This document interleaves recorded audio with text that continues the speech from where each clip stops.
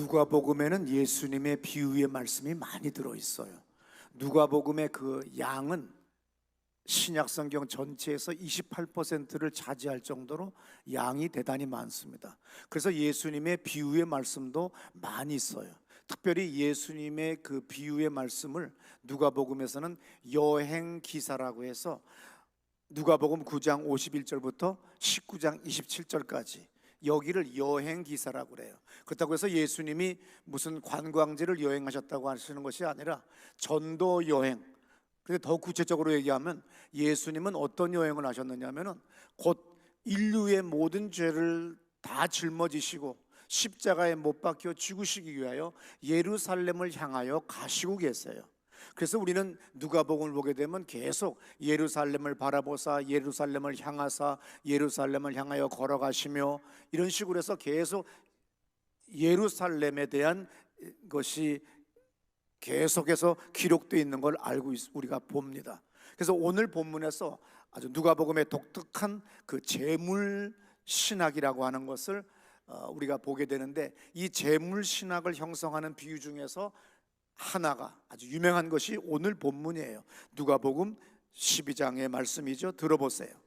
또 비유로 그들에게 말하여 이르시되 한 부자가 그 밭에 소출이 풍성하며 심중에 생각하여 이르되 내가 곡식 쌓아둘 곳이 없으니 어찌할까 하고 또 이르되 내가 이렇게 하리라 내 곡간을 헐고 더 크게 짓고 내 모든 곡식과 물건을 거기 쌓아두리라.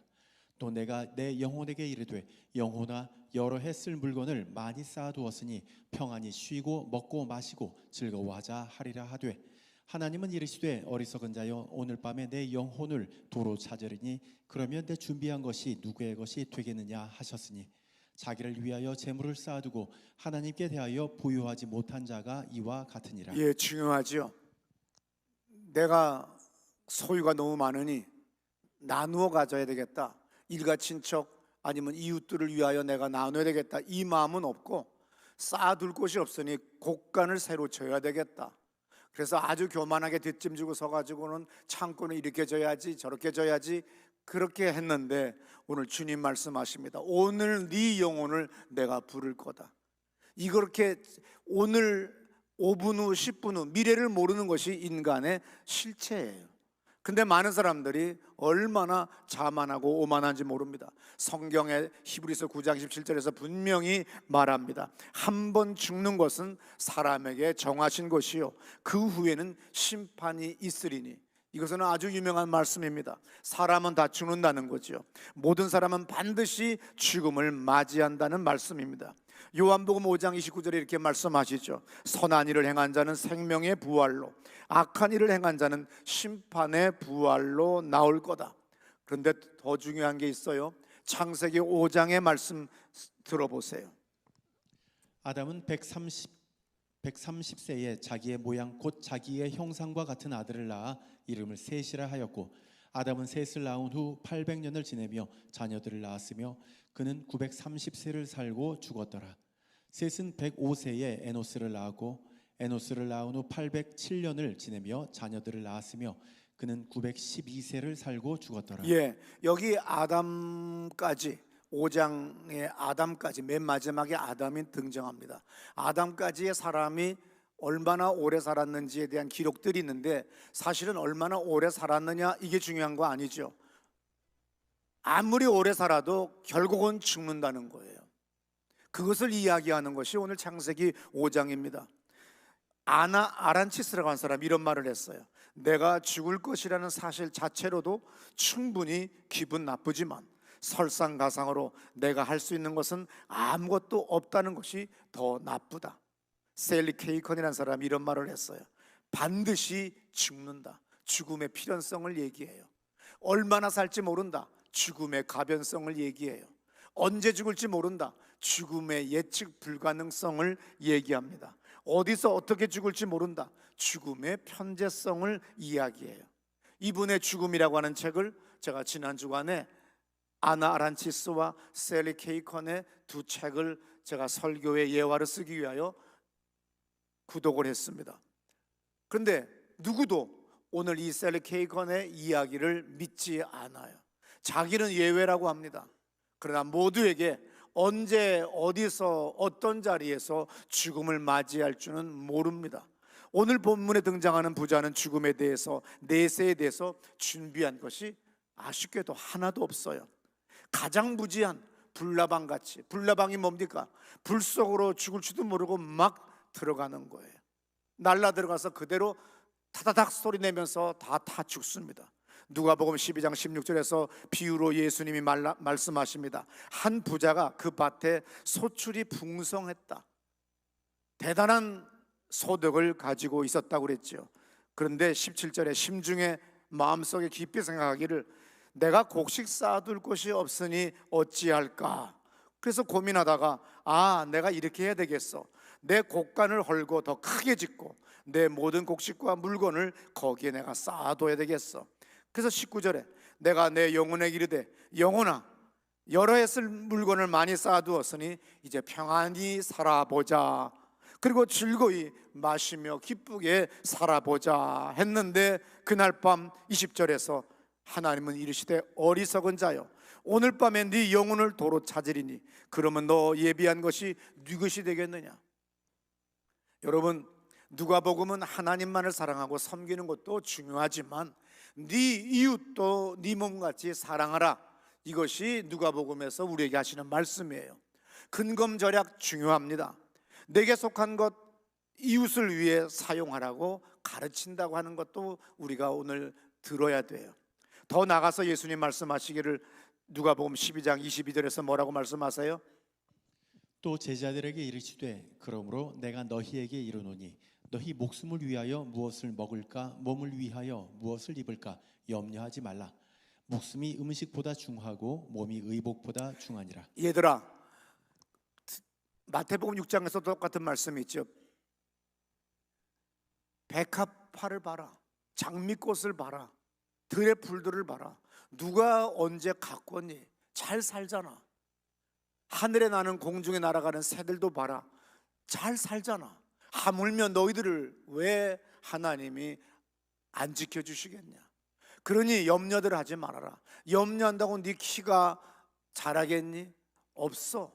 그러지 말고 오늘 해야 될 것을 하고 살아.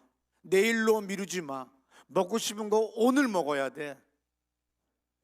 저는 이제 안마 의자에 이제 누워가지고 있으면 뭐 드라마를 안 보니까 계속 텔레비전을 210번까지 돌려. 9번까지 1번부터. 이런 미친 사람도 없어요. 남들이 보면 약간 강박증 환자 같아요. 왜냐하면 드라마나 영화를 안 보니까 계속 돌리기만 해요. 광고를 보고서는 흥분해가지고 우리 딸한테 저거는 무슨 드라마냐, 광고야. 그러냐. 야, 요새는 광고도 잘 만든다. 그런데 허영만의 백반기행, 와, 나 저거 먹으러 가야 돼. 그래서 당장에 또 허영만의 백반기행 책을 사요. 서울편, 지방편. 그 다음에 다시 또 막 보는데 EBS에서 방어를 잡는 장면이 나와요. 1시간 동안 다큐멘터리로 방어를 잡는데 저거 먹으러 가야 되겠는 거야. 10년 전에 골프 치러 제주도를 간 적이 있는데 동문시장에 같이 골프 치러 간 교인들과 함께 동문시장 가서 방어를 이만한 걸 한 마리를 사서 회를 떠서 먹은 적이 있었어요. 먹다 남아서 싸가지고 왔어요. 그날 밤 비행기에. 그냥 방어. 이거 내년으로 넘기지 마세요. 오늘 그리고 이번 달 그리고 올해 내가 하나님이 부르실지 몰라요. 또 어떤 병이 생길지 몰라요. 인생이라고 하는 거 그렇게 장담할 수 있는 것이 아니라고 하는 걸 여러분은 한 번쯤은 생각해 봐야 됩니다. 너무 절망적으로 또 너무 우리가 우울하게 살아도 안 되지만 오늘 먹을 건 오늘 먹어야 돼요. 오늘 지금 내가 이 설교하니까 청년교구의 이지영, 안 보이면 어느 날 중앙아시아에 있어, 안 보이면 설악산에 있어, 안 보이면 외국 어느 나라에 가 있는 거예요. 끊임없이 인생을 누려요. 그리고 와서는 열심히 방송실에서 또 열심히 또 자막 봉사해요. 재밌어요. 그리고 신앙생활 잘해요. 그렇기 때문에 사람이 무조건 근검절약해서 쌓아뒀다고 해서 좋은 것 아닙니다. 하나님의 것은 하나님에게, 가이사의 것은 가이사에게, 오늘 내가 아내에게 해야 될 것은 아내에게, 자식에게 해야 될 것은 자식에게, 이것이 분명하게 나누며 살 줄 아는 지혜도 가져야 된다는 걸 아셔야 돼요. 누가복음 12장 31절에서 뭐라고 해요? 오직 너희는 그의 나라와 그 의를 구하라. 그리하면 이런 것을 너희에게 더하실 거다. 적은 무리여, 무서워하지 말아라. 너희 아버지께서 그 나라를 너희에게 주시기를 기뻐한다 그랬어요. 그래서 아나 아란치스가 이런 말을 했어요. 죽음이 물었다. 소중한 것들을 지키고 있느냐고. 죽음이 우리에게 물어봐요. 소중한 것들을 지키고 있느냐고. 여러분, 가장 소중한 게 뭐예요? 가족. 가장 소중한 게 뭐예요? 나의 배우자, 나의 손자, 손녀, 아들, 딸. 그냥 악을 써가면서 저축해야 된다고 그러고 악을 써가면서 돈 벌어야 된다고 하는데, 어느 날 자식이 먼저 세상을 뜨는 것이 인생이라는 거예요. 정금영 집사님이 전신에 암이 전이 됐어요. 그래서 내가 뭐라고 얘기했느냐면, 걱정하지 말아요. 암으로 죽지 않아요. 사람은, 내가 수없는 많은 환자들을 봤는데 암으로 안 죽고 다른 병으로 죽습니다. 그리고 어머나, 정금영 집사가 암이야? 세상에. 그리고 자기는 가다가 교통사고로 죽어요. 몇 달 후에 그 사람은 뇌출혈로 죽어요. 이것이 인생이에요. 그리고 우리가 저 사람은 암이래, 이렇게 했던 사람은 몇 년을 더 살아요. 그리고 죽음에 대하여, 삶에 대하여, 가족에 대하여, 인생에 대하여 하나하나 곰씹어보고 의미를 되새겨보며 소중한 것들에 대하여, 또 이별에 대하여 더 많은 것들을 준비하니까 그 삶의 인생이 영원히 더 풍성해지는 걸 믿으시기 바랍니다. 가장 소중한 것은 뭐예요? 소유를 넘어서 우리 기독교인에게는 뭡니까? 내가 왜 예수를 믿습니까? 내가 왜 교회를 옵니까? 내가 왜 기도합니까? 보이지 않는 영적인 세계가 있고 하나님이 계세요. 우리 모두는 다 언젠가는 이 세상을 떠나갑니다. 누가복음 10장 17절 이런 말씀 있지요. 대답하여 이르되 내 마음을 다하며 목숨을 다하며 힘을 다하며 뜻을 다하여 주 너의 하나님을 사랑하고 또한 내 이웃을 내 자신같이 사랑하라 하였나이다. 6장 33절 마태복음. 그런즉 너희는 먼저 그의 나라와 그의 의를 구하라. 그리하면 이 모든 것을 너희에게 더하시리라. 네, 여러분, 언제나 오늘이 마지막인 것처럼 살아야 돼요. 내 아내 믿지 마세요. 내 남편 믿지 마세요. 목사 믿지 마세요. 교인 저도 안 믿어요. 어느 교인이 힘차게 저에게 왔습니다. 목사님, 제가 목사님에게 수십억 원을 헌금할 수 있는 기회가 왔습니다. 몇 월입니다. 그래서 내가 그의 아내에게도 얘기했어요. 네 남편 안 믿는다. 참 고마워. 그렇게라도 헌금을 하겠다니 얼마나 고마워. 그 남편이 오늘 아침에 왔어요. 목사님, 제가 이렇게 하면 목사님 그 돈 이렇게 마음대로 쓰세요. 고마워. 근데 안 믿어. 그리고 오늘 이름은 되지 않겠지만 설교 때 예화로 꼭 쓸게. 사람이 무엇을 믿으면 남편이든 아내든 애인이든 마음이 묶이는 거예요. 오늘 이 세상에 속한 모든 것들에서 묶이지를 말아야 돼요. 오직 하나님에게만 묶여 있어야 돼요. 오늘 하나님만 집중해야 됩니다. 하나님만 바라봐야 되는 거예요. 스펄전 목사님이 젊은 날 새벽같이 나가서 늘 기도를 합니다. 근데 그날은 눈이 너무 많이 왔어요. 그래서 자기가 다니던 예배당에 갈 수가 없어서 바로 집 앞에 있는 교회를 갔습니다. 그랬더니 그 교회 목사님도 못 나오시고 집사님이 대신 성경을 오늘은 읽고 새벽 기도회를 마치겠다고 그러더래요. 그러면서 이 집사님이 말을 또 더듬으시는 분이에요. 그래서 하나님을 앙망하라는 이 이사의 말씀에 하나님을 앙망하셔야 됩니다. 그런데 스펄전 목사님은 바로 그 말씀에 큰 충격을 받았어요. 하나님의 음성으로 들었어요. 하나님을 앙망하라. Look, 그분을 보라는 얘기잖아요. 영어 성경에서는 뭐예요? Look이에요. 보라 이거예요. 아, 내가 하나님을 봐야 되는데 내가 엉뚱한 곳을 봤구나. 우리가 유행가 가사같이 마음이 묶이겠지요. 마음이 묶이면 되는 일이 없는 거예요. 오늘 우리는 이 세상을 살아갈 때 마음이 묶여서는 안 됩니다. 내 마음이 자유해져야 돼요. 헐헐 날아다녀야 돼요. 어떠한 어려움과 고통과 질병과 그리고 세상의 수많은 정치인들이 우리를 낙심시키는 뉴스가 나와도, 또 사이비 이단들이 우리를 낙심시키는 것이 와도 우리는 거기에 분노를 쏟아내거나 표출시키거나 묶이는 것이 아니라 나는 홀홀 날아다녀요. 그리고 하나님한테도 가고 텔레비에서 본 그 음식점에도 가고, 그리고 교인집에 가서 장례식집에 가서도 나는 늘 안수기도를 합니다. 그랬더니 오늘 참석하신 교인 엄집사님이 그래요. 강원도 홍천부터 장례식에 참석했으니까 얼마나 힘들었겠어요. 내가 장례식장 옆에 방으로 들어오라고 그랬어요. 그리고 기도를 해드렸어요. 그랬더니 큰 소리로 따라 기도하고 퍽 쓰러지더니 나중에 내가 장례식장을 떠날 때 막 로비로 뛰어나옵니다. 목사님, 내가 지금 구름 위를 걷는 것처럼 가벼워졌습니다. 목사가 내 영혼이 자유해져야 내가 안수할 때 주님의 온전한 통로가 될 수가 있어요.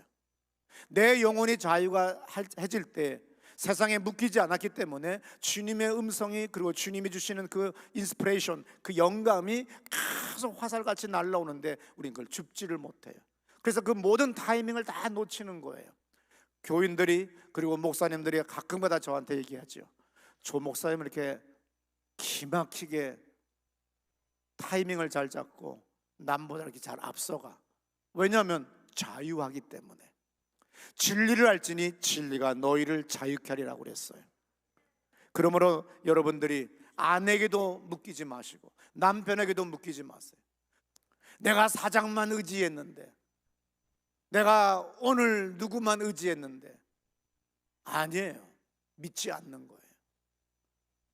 어느 날 자넷 현 집사가 아주 지혜로운 얘기를 합니다. 저는요, 갑을 관계에서 갑질하는 인간들 보면 나는 을 되고 싶지 않아요. 난 그날로 난 때려쳐버리고 난 자유하게 살아요.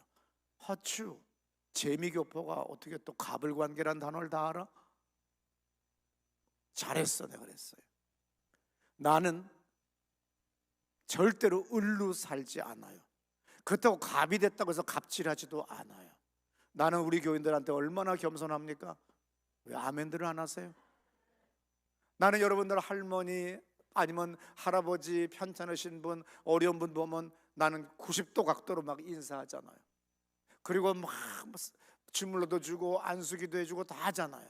근데 갑질하는 인간은 나는 분명히 말합니다.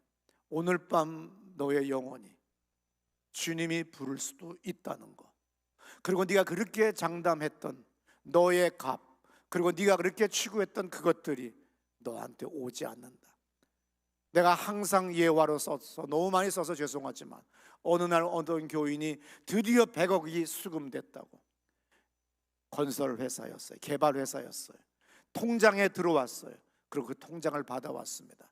내일은 그 100억을 준 회사가 사장이 도장을 가져온대요. 그러면 이제 완전히 우리 회사에 그 돈이 들어온다고 그랬습니다. 제가 말했어요. 안 들어와. 왜요? 받았다니까요. 안 들어온대. 나도 몰라. 그런데 그날 밤에 그 100억 통장에 넣었던 그 건설회사 사장이 장례식에서 돌아가셨더랍니다. 그러니까 그 교인이 얼마나 충격을 받았겠어요. 그게 세상이에요. 사람들마다 나한테 와서 큰 소리 칩니다. 제가 뭘 하겠습니다. 제가 어떻게 하겠습니다. 고맙다고. 그러나 나는 마음속으로 지워요. 왜냐하면 내 마음이 어떤 사람에게 묶여 있으면 안 돼요.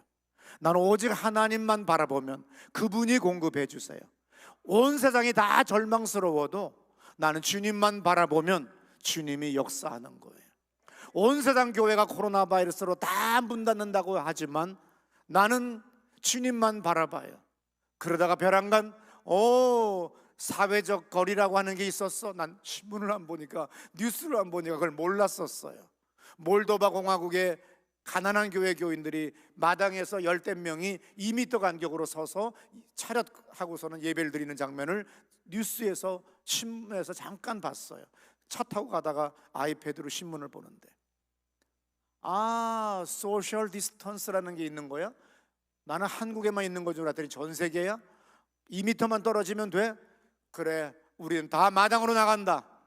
우린 전부 다 운동장에 주차해서 간다. FM 쏴라. 그랬더니 어떤 일이 벌어져요? 로이터 통신, AP 통신, 유럽 통신, 요미르 통신, 온 세계 수천 개의 매체에서 우리를 취재하잖아요. 타협하지 않고 주님께만 바라보는 거예요. 세상의 뉴스에 억누르지 않아요. 세상의 정치인에게 내가 억눌리지 않는 거예요. 자유한 삶을 살아야 돼요. 나비같이 훨훨 날아야 돼요. 봄이 왔어요. 내 영혼이 훨훨 날아야 돼요. 어떤 남자에게, 남편에게, 아내에게, 자식에게, 돈에 묶이지 마세요. 갑에게 묶이지 마세요. 아무리 암담해도, 아무리 내 인생이 처참한 것 같아도 주님께 내가 바라보면, 주님을 앙망하라. 이 주님만 바라보게 되면 나는 봄날의 나비같이 훨훨 날아오르게 될 겁니다. 그것이 바로 먼저 그 나라와 그 의를 구하는 삶으로 바뀌게 될 겁니다. 주님의 놀라운 인도하심과 주님의 역사하심을 경험할 줄로 믿으시기 바랍니다.